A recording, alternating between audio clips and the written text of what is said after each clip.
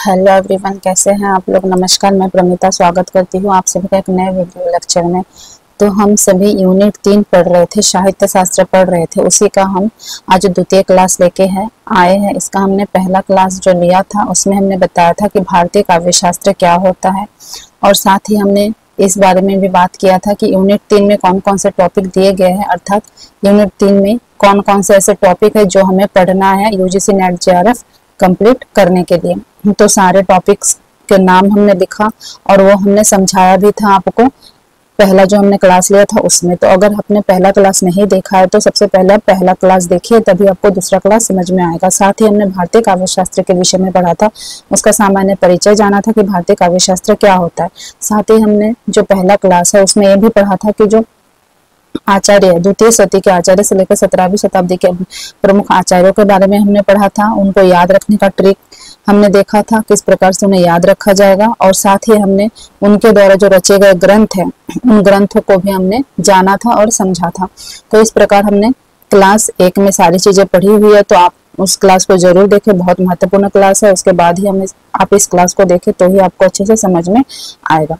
तो चलिए आज हम इस क्लास को स्टार्ट करने जा रहे हैं कि भारतीय जो काव्य शास्त्र है उसके आगे क्या है कि काव्य लक्षण।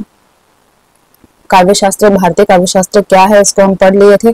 अब काव्य लक्षण क्या है, किसे काव्य लक्षण कहा जाता है। अगर आपके सामने पूछा जाए आपसे कि काव्य लक्षण क्या होता है तो काव्य लक्षण क्या होता है ये हम जानेंगे इस क्लास में, ठीक है। तो काव्य की परिभाषा ही काव्य लक्षण है। तो कोई भी काव्य है जब उसका परिभाषा दिया जाता है, जब उसे परिभाषित किया जाता है, उसे काव्य लक्षण कहा जाता है भारतीय काव्य शास्त्र या साहित्य शास्त्र के भाषा में, ठीक है। साहित्य शास्त्र के भाषा में क्या कहा जाता है, उसे काव्य लक्षण कहा जाता है। आगे संस्कृत के साथ पाश्चात्य काव्य शास्त्र और हिंदी में भी काव्य लक्षण के उल्लेखनीय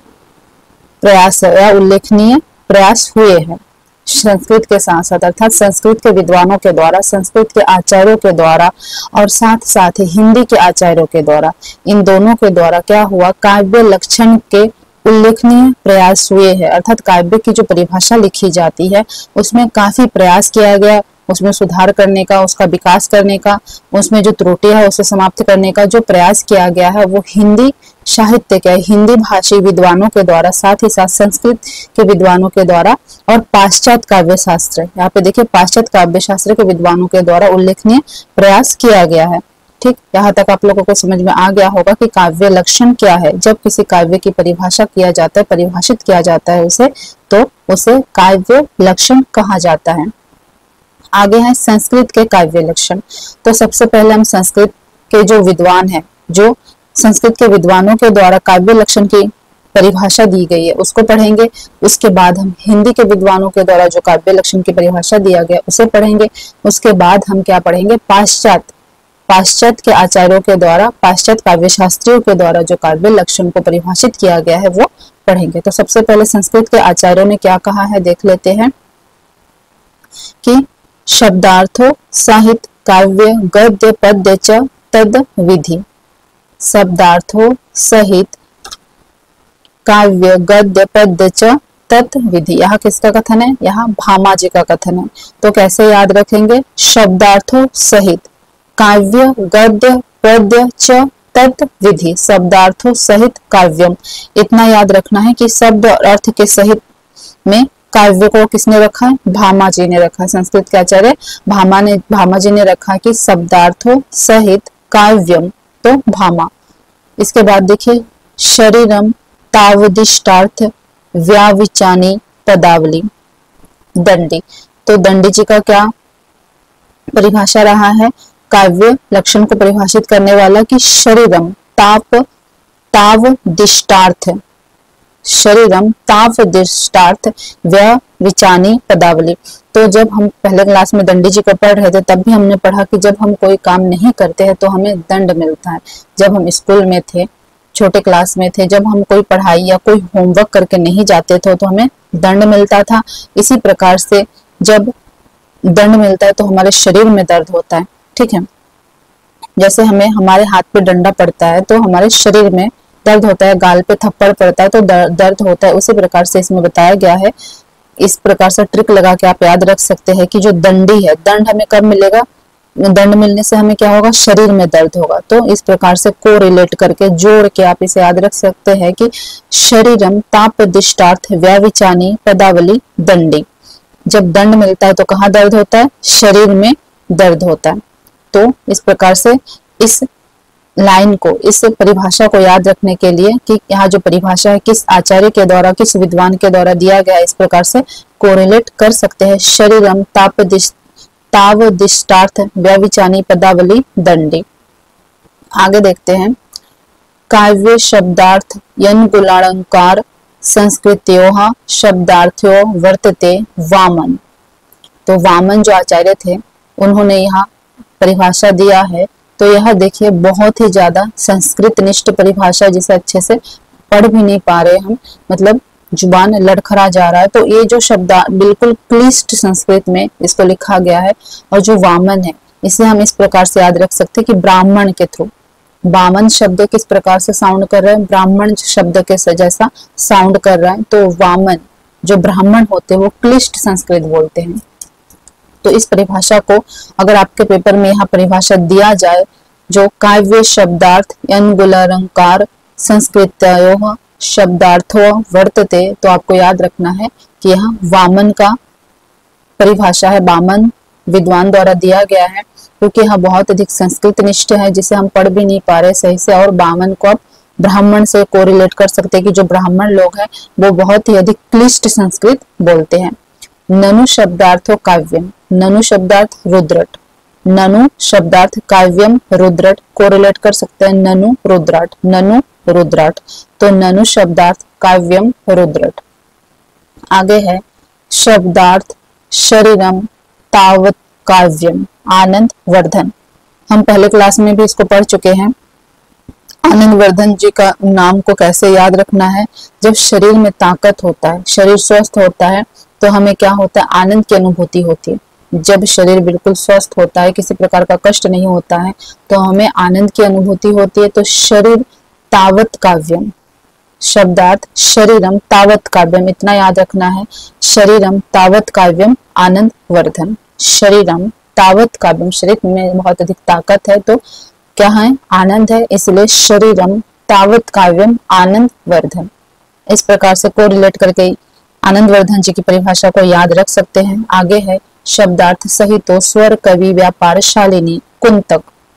कुंतक जी की परिभाषा शब्दार्थ सहितो, यहाँ शब्दार्थ सहितो शब्द को आप याद रख सकते हैं कि शब्दार्थ सहितो स्वर कवि व्यापार शालिनी, स्वर कवि व्यापार शालिनी। एक गणेश जी का मंत्र आता है या गीत आता है वक्रतुंड महाकाय, और गणेश जी की पूजा किस लिए की जाती है, व्यापार में वृद्धि के लिए, शारीरिक स्वास्थ्य के लिए, है ना। तो व्यापार शालिनी, इस शब्द से आप याद रख सकते हैं कि व्यापार शालिनी कुंतक। और यहाँ जो कुंतक शब्द है गणेश जी के मंत्र में आता है, तो कुंतक व्यापार शालिनी, कुंतक व्यापार शालिनी। जो कुंतक विद्वान है इन्होंने कौन सा परिभाषा दिया था, व्यापार शालिनी। जो कुंतक शब्द है वो गणेश जी के मंत्र में आता है वक्रतुंड महाकाय। और गणेश जी की पूजा की क्यों की जाती है, व्यापार में वृद्धि के लिए, समृद्धि के लिए, है ना। तो व्यापार शब्द से कुंतक शब्द से कोरिलेट करके ऐसे याद रख सकते हैं। और अगर आपके पास इससे भी अच्छा कोई ट्रिक है तो आप उसके माध्यम से भी याद रख सकते हैं। निर्दोष गुणवत काव्य अलंकार रासलंकृतम रसान्वित कवि कुर्वन कृति प्रियश्च विनती भोजराज। यहाँ जो भोजराज जी हैं, यहाँ इनका परिभाषा है तो देखिए यहाँ पे निर्दोष शब्द है, निर्दोष गुण अलंकृत। तो निर्दोष शब्द और एक आचार्य जी के परिभाषा में है, वो है जयदेव जी। तो यहाँ पे निर्दोष के साथ साथ आप इस शब्दों को भी याद रख सकते हैं, गुण अलंकृत काव्यम अलंकार। तो निर्दोष गुण या फिर खाली निर्दोष गुण भी याद रख सकते हैं, निर्दोष गुण भोजराज। निर्दोष शब्द दो ही आचार्यों के परिभाषा में आया हुआ, एक तो है जयदेव जी के और एक है भोजराज जी के। बाकी किसी भी आचार्य के परिभाषा में आपको निर्दोष शब्द नहीं देखने को मिलेगा। तो यह निर्दोष गुण शब्द के माध्यम से आप भोजराज जी को याद रख सकते हैं। तद दोषो, तद दोषो, निर्दोष और तद दोष थोड़ा सिमिलैरिटी के साथ साउंड कर रहा है, एक जैसा साउंड कर रहा है, लेकिन ये अलग अलग है। तद दोषों में देखिए द 2 बार आया है, तद दोषो, और निर्दोष में कोई भी शब्द 2 बार नहीं आया है। तो इस प्रकार से आप याद रख सकते हैं कि तत् दोषो शब्दार्थो गुणवलंकृति पुनः क्यापि, तो मम्मट। मम्मट जो आचार्य थे उन्होंने यहाँ परिभाषा दिया, कैसे याद रखेंगे, तो मम्मट में म शब्द यहाँ पे आधा म और म यानी 2 बार आया है, म प्लस म, यहाँ पे भी द आधा है फिर द है, तो इस प्रकार से भी आप याद रख सकते कि आधा द और पूरा द आया है, इसका मतलब यहाँ पे मम्मट आएगा।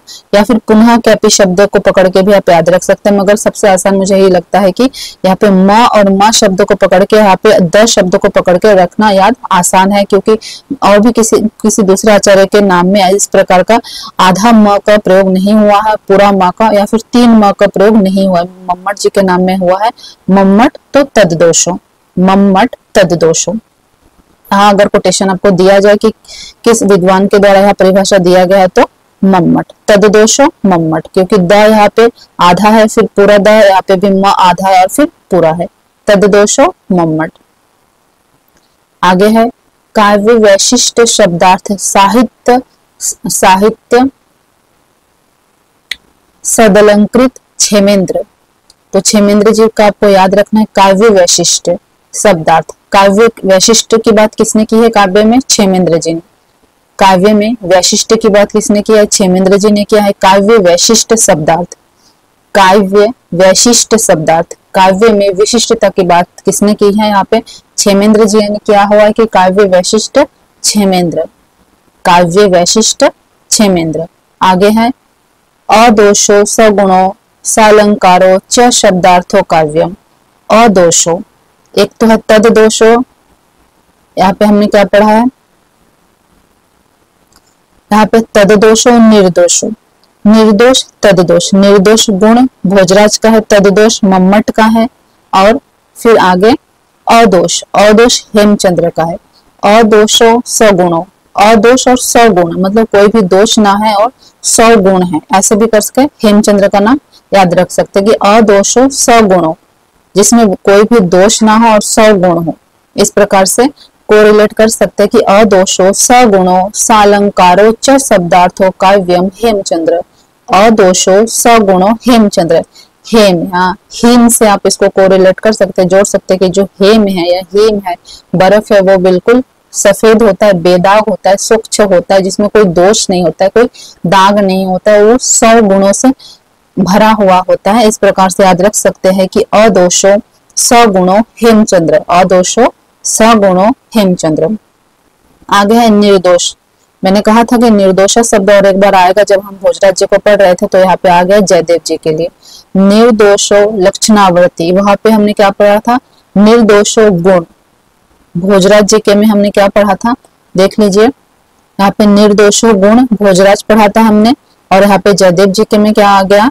निर्दोषो लक्षणावर्ती। क्या आ गया? निर्दोषो लक्षणावर्ती सरिति गुण भूषणा सालंकार रसानेक वृत्तिर्वाक्य नाम वाक्य, तो जयदेव। निर्दोष लक्षणावर्ती जयदेव, निर्दोष लक्षणावर्ती जयदेव। ठीक, आगे विश्वनाथ जी का कोटेशन देखते हैं कि वाक्यम रसात्मक काव्यम, बहुत महत्वपूर्ण है, पेपर में पूछा जाता है कि वाक्य रसात्मक काव्यम किसका कोटेशन है? तो विश्वनाथ आचार्य जी का कोटेशन है, वाक्य रसात्मक काव्यम।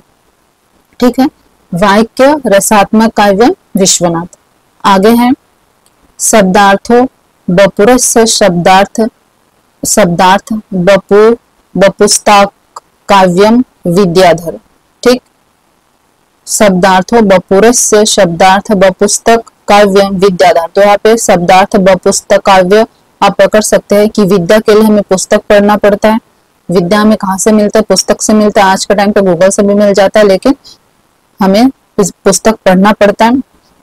तो शब्दार्थ व पुस्तकार्थ तो विद्याधर, शब्दार्थ व पुस्तकार्थ विद्याधर। आगे है रमणीय यथार्थ प्रतिपादक शब्द काव्यम। रमणीय यथार्थ प्रतिपादक शब्द काव्यम, जगन्नाथ जी का कोटेशन है, इंपॉर्टेंट है। रमणीय यथार्थ, रमणीय की बात यहाँ पे एक ही आचार्य ने किया है, जगन्नाथ जी ने किया है कि रमणीय यथार्थ प्रतिपादक, रमणीय यथार्थ प्रतिपादक जगन्नाथ याद रखना है। काव्य रसात्मक वाक्य रसात्मक काव्यम विश्वनाथ याद रखना है।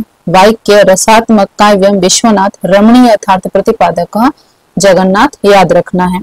और विद्याधर जी का कोटेशन याद रखने के लिए शब्दार्थ व पुस्तक शब्द को याद रखना है। जयदेव जी का कोटेशन याद रखने के लिए निर्दोषा लक्षणावर्ती शब्द को याद रखना है। हेमचंद्र जी का कोटेशन याद रखने के लिए अदोषो सगुणो इस शब्द को पकड़ के रखना है। और क्षेमेंद्र जी का जो कोटेशन है वो रखने के लिए याद काव्य वैशिष्ट शब्दार्थ शब्द को याद रखना है। तो पूरा कोटेशन याद रखने की आवश्यकता नहीं है, बस एक एक शब्द को पकड़ के रखिए और उसके साथ जो लेखक है, जो विद्वान है, उसका नाम कोरिलेट करके याद रख सकते हैं। आगे हिंदी के विद्वानों के द्वारा, अभी तक हम संस्कृत के जो विद्वान हैं उनके विषय में पढ़ रहे थे, उन्होंने जो यहाँ पे परिभाषा दिया है काव्य लक्षण के विषय में, काव्य लक्षण के लिए वो हम पढ़ रहे थे। अभी काव्य लक्षण के लिए हिंदी के जो विद्वान हैं, हिंदी के जो आचार्य हैं, उन्होंने जो परिभाषा दिया वो पढ़ेंगे। साहित्य जन समूह के हृदय का विकास है। साहित्य क्या है? जन समूह के हृदय का विकास है। और यहाँ कौन कह रहा है? बालकृष्ण भट्ट। तो इस वाले कोटेशन को कैसे याद रखेंगे, जाके हमें बहुत कुछ पढ़ना पड़ता है तो हम भूल जाते हैं। तो साहित्य जन समूह के हृदय का विकास है, तो इस प्रकार से याद रख सकते हैं बालकृष्ण नाम से कि जो कृष्ण भगवान का बाल रूप है, बालकृष्ण, वो सबके हृदय में बसता है। बालकृष्ण जो भगवान श्री कृष्ण है, उनका जो बाल रूप है वो सबके हृदय में बसता है। बहुत सारे लोग उन्हें अपने घर में लड्डू गोपाल के रूप में रखते हैं और अपने हृदय में उन्हें बसा के रखते हैं। तो इस प्रकार से यहाँ पे शब्द ले सकते हैं कि साहित्य जन समूह के हृदय का विकास है, अर्थात जन समूह के हृदय में कौन बसता है? जन समूह के हृदय में कौन बसता है? तो बालकृष्ण। ठीक, यहाँ पे कोरिलेट कर सकते हैं कि साहित्य शब्द को ना ले, बस जन समूह के हृदय, जन समूह के हृदय अर्थात जन समूह के हृदय में कौन बसता है? बालकृष्ण। ठीक है, तो साहित्य जन समूह के हृदय का विकास है, बालकृष्ण भट्ट, इस प्रकार से याद हो जाएगा। आगे है ज्ञान राशि के संचित कोश का नाम साहित्य है, महावीर प्रसाद द्विवेदी। तो ये जो लेखक का नाम है महावीर प्रसाद द्विवेदी है, इन्होंने यहाँ परिभाषा दिया है काव्य लक्षण के विषय में कि ज्ञान राशि के संचित कोश का नाम साहित्य है। तो हम इसे इस प्रकार से रिलेट कर सकते हैं, बाकी आपकी मर्जी, आप चाहे तो कोई अच्छा ट्रिक लगा सकते हैं, इससे भी बेहतर ट्रिक जो और भी आसान हो। तो महावीर जो है, हनुमान जी को महावीर कहा जाता है, आप सभी को पता ही होगा। तो जो महावीर है, जो हनुमान जी हैं, वो क्या थे? महाज्ञानी थे, अष्ट सिद्धि थे, नवनिधि के दाता थे, तो वो महान ज्ञानी थे। तो जहाँ पे ज्ञान राशि के संचित कोश की बात आती है या ज्ञान राशि की बात आती है, वहां पे महावीर जी का नाम आएगा, क्योंकि वो अष्ट सिद्धि नवनिधि के दाता थे। कौन? महाप्रभु बजरंगबली जी। उन्होंने अष्ट सिद्धियां प्राप्त की है और ज्ञान का खजाना है उनके पास। तो अगर ज्ञान राशि शब्द आ जाए तो आप क्या लगाएंगे? महावीर। महावीर से याद रखना है, महावीर हनुमान जी को जब आप याद करेंगे महावीर शब्द को देख के, तो आपको समझ आ जाएगा महावीर शब्द से कि ये वाला कोटेशन आएगा, ज्ञान राशि के संचित कोश का नाम साहित्य है, तो महावीर प्रसाद द्विवेदी। अंतःकरण की वृत्तियों के चित्र का नाम कविता है। अंतःकरण, अंतःकरण के वृत्तियों के चित्र का नाम कविता है, महावीर प्रसाद द्विवेदी। इसे कैसे रखेंगे याद? इसे भी इस प्रकार से याद रखेंगे कि महावीर बजरंगबली जी को कहा जाता है, महान वीर है वो। तो उनके अंतःकरण में कौन बसता है? किसका चित्र बसता है उनके अंतःकरण में? किसका चित्र बसता है उनके अंतःकरण में? राम सीता जी का चित्र बसता है ना? सीताराम का चित्र बसता है उनके हृदय में। तो ये जो कोटेशन है, जब पेपर में दिया जाएगा, अंतःकरण के वृत्तियों के चित्र, ये दो शब्द आपको बस याद रखना है, अंतःकरण के वृत्तियों के चित्र, अंतःकरण और चित्र।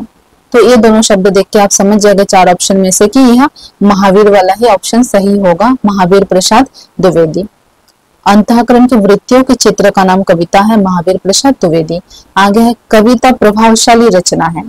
कविता प्रभावशाली रचना है जो पाठक या श्रोता के मन पर आनंदमय प्रभाव डालती है। यहाँ भी महावीर प्रसाद द्विवेदी जी का कथन है। कविता क्या है? प्रभावशाली रचना है जो पाठक और श्रोता के मन पर आनंदमय प्रभाव डालती है।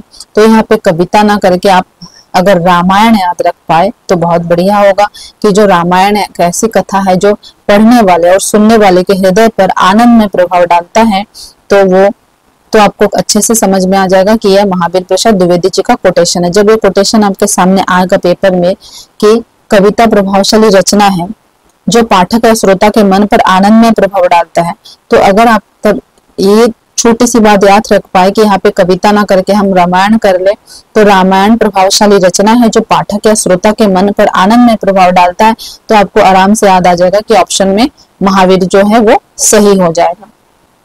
तो एक बार फिर से देख लेते। साहित्य जन समूह के हृदय का विकास, जन समूह के हृदय का विकास बालकृष्ण। ज्ञान राशि संचित कोश, ज्ञान राशि महावीर प्रसाद। अंतःकरण के वृत्तियों के चित्र, अंतःकरण के वृत्ति, अंतःकरण का चित्र महावीर प्रसाद। कविता प्रभावशाली रचना है जो पाठक या श्रोता के मन पर आनंद में प्रभाव डालती है, महावीर प्रसाद द्विवेदी जी। उम्मीद करती हूँ आप लोगों को समझ में आ रहा होगा और याद भी हो रहा होगा ट्रिक के माध्यम से। मनोभाव शब्दों का रूप धारण करते हैं वही कविता है, चाहे वह पद्यात्मक हो या गद्यात्मक। यहाँ भी महावीर प्रसाद द्विवेदी जी का ही कोटेशन है कि मनोभाव शब्दों का स्वरूप धारण करता है। मन के जो भाव है, हमारे मन के भीतर जो पहले भाव उत्पन्न होते वही शब्द का रूप धारण करते हैं। ठीक है, वही कविता है, चाहे वह गद्यात्मक हो या पद्यात्मक। और वही जो मन के भाव है जो शब्द का रूप धारण करते हैं वही क्या है, कविता है, चाहे वह गद्यात्मक हो गद्य के रूप में या पद्यात्मक हो पद के रूप में, वही क्या है, कविता है। तो यहाँ कथन किसका है, महावीर प्रसाद द्विवेदी जी का है।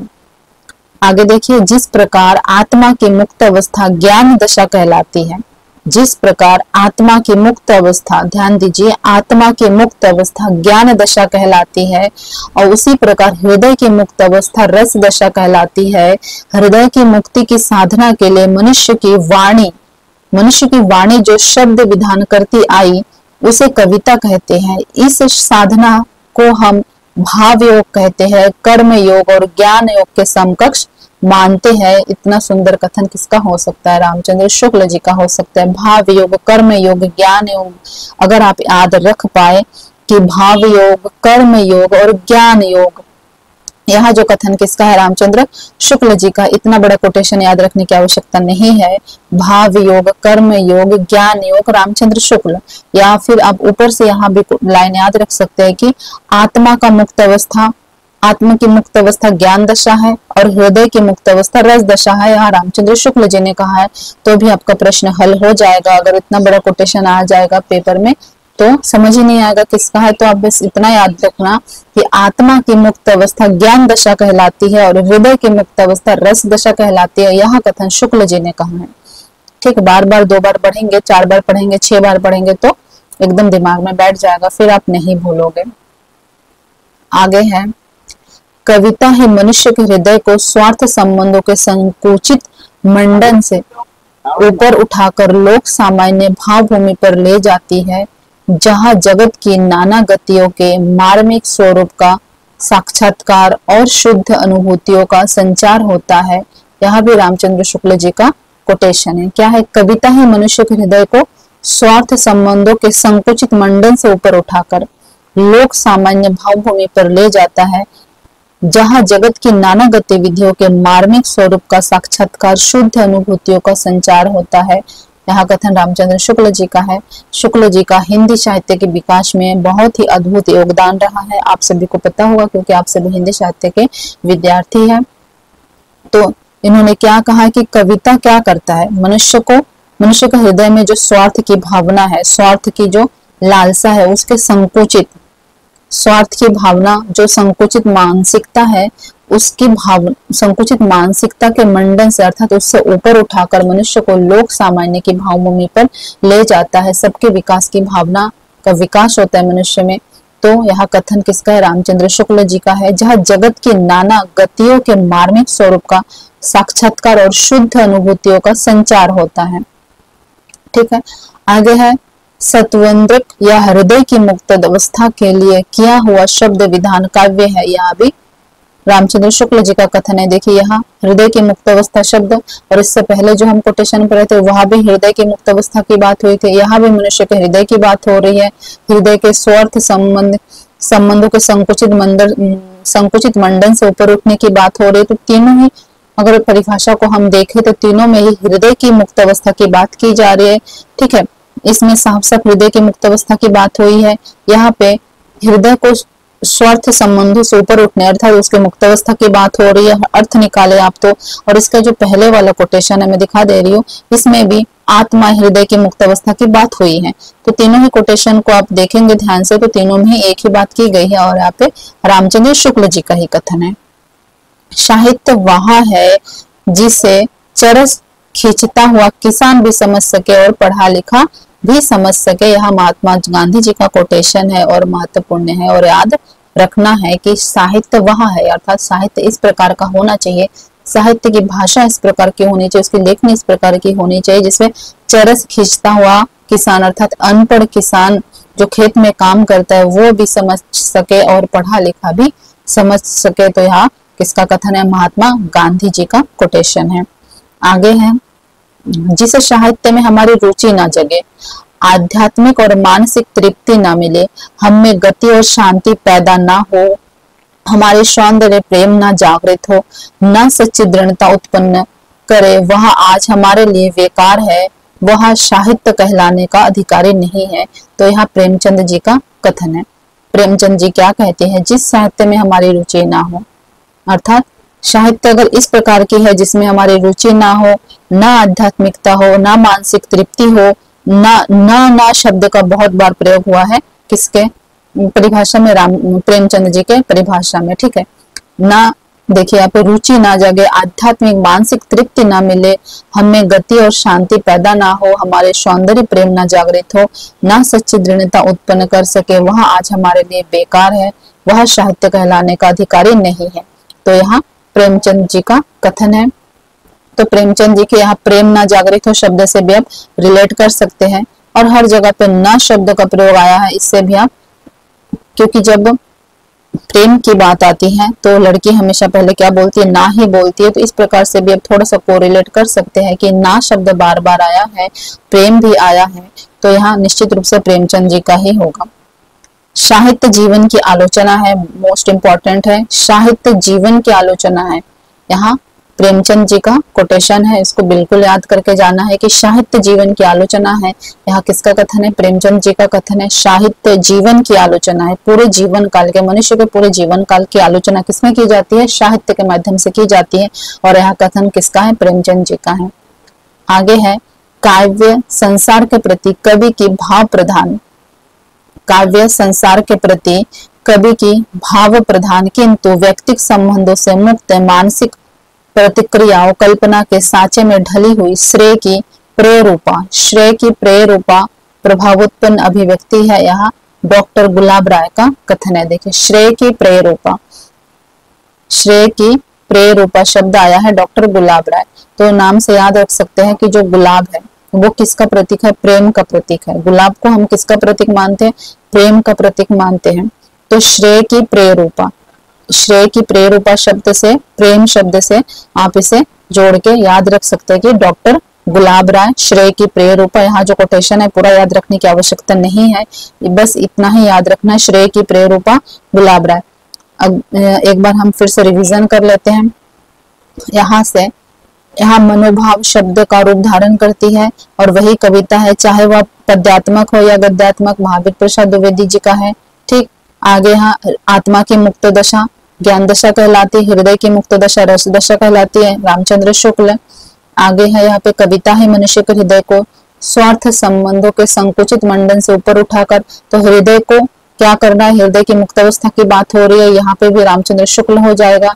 यहाँ पे भी हृदय की मुक्त अवस्था की बात आई है तो यहाँ पे भी शुक्ल जी आ जाएंगे। और चरस खींचता हुआ किसान भी समझ सके साहित्य को और पढ़ा लिखा भी समझ सके, यहाँ महात्मा गांधी जी ने कहा है। ठीक, आगे यहाँ पे देखिए न शब्द बार बार आया है, प्रेम की बात आई है। यहाँ पे न रुचि जगे, न आध्यात्मिक मानसिक तृप्ति मिले, न गति मिले, न शांति पैदा हो, और हमारा सौंदर्य प्रेम न जागृत हो, तो यहाँ प्रेमचंद जी का कथन हो जाएगा। साहित्य जीवन की आलोचना है। साहित्य जो है मनुष्य के संपूर्ण जीवन काल की आलोचना होती है। यह कथन भी प्रेमचंद जी का है। आगे है काव्य संसार के प्रति कवि की भावनात्मक भाव प्रधान किंतु व्यक्तिगत संबंधों से मुक्त अर्थात श्रेय की प्रेरूपा। श्रेय की प्रेरूपा आ जाएगा तो गुलाब आ जाएगा यहाँ पे, डॉक्टर गुलाब राय। यहाँ तक समझ में आ गया होगा। आगे देखते हैं। काव्य आत्मा की संकल्पनात्मक अनुभूति है जिसका संबंध विश्लेषण या विज्ञान से नहीं है। यहाँ जयशंकर प्रसाद जी का कथन है कि काव्य क्या है, आत्मा की संकल्पनात्मक अनुभूति है जिसका संबंध विश्लेषण या विज्ञान से नहीं है। अब हम इसे कैसे याद रखेंगे कि यहाँ जो कोटेशन है या जयशंकर प्रसाद जी का ही होगा। पेपर में जब 4 ऑप्शन दिया जाता है तो ऐसा लगता है चारों ही ऑप्शन सही है, कुछ दिमाग उस समय काम नहीं करता है। तो हमें ऐसे याद रखना है कि जो आत्मा एक बार संकल्प कर लेता है, यहाँ पे जयशंकर जी का नाम है तो जयशंकर से हमें बस शंकर को याद रखना है।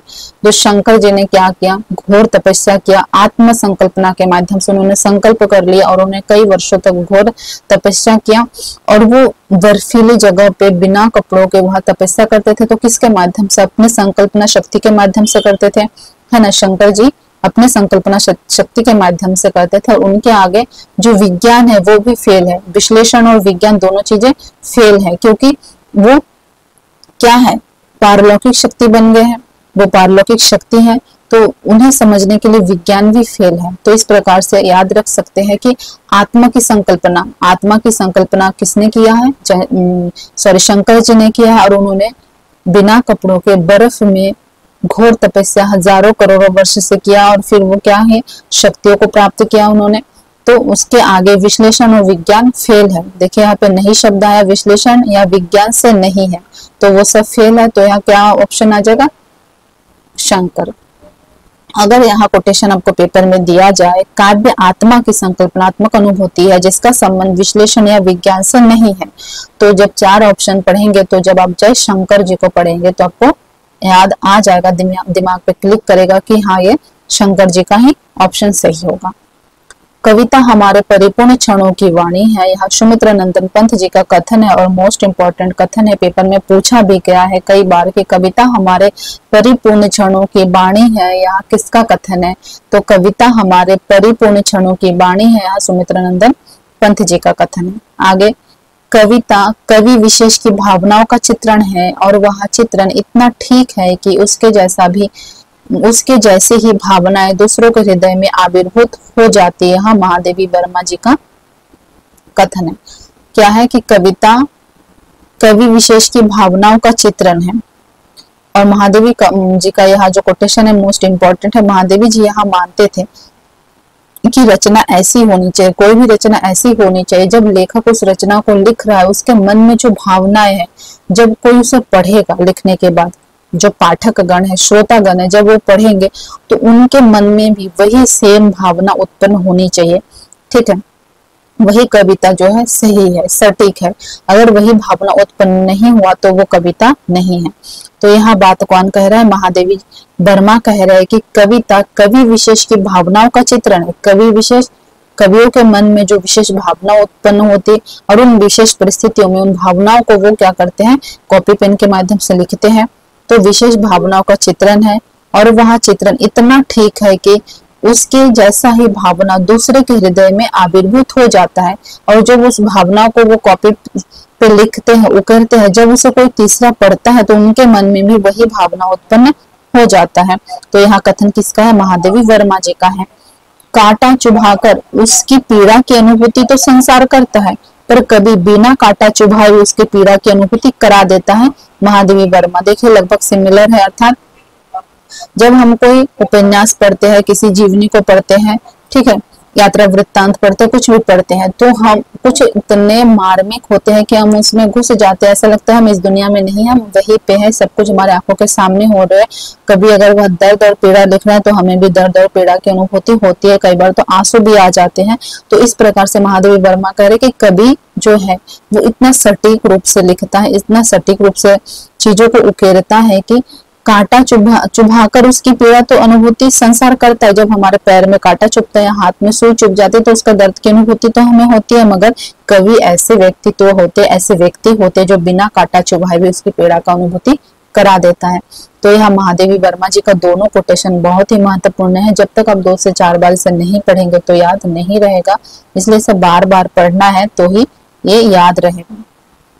काव्य तो प्रकृति के मानव अनुभूतियों का नैसर्गिक कल्पना के सहारे ऐसा सौंदर्य में चित्रण है जो मनुष्य मात्र में संभवतः अपने अनुरूप भावोच्छ्वास और सौंदर्य संवेदन उत्पन्न करता है। इसी सौंदर्य संवेदन को भारतीय परिभाषिक शब्दावली में रस कहते हैं। नंद दुलारे, बिजली नहीं होगा, वाजपेयी होगा।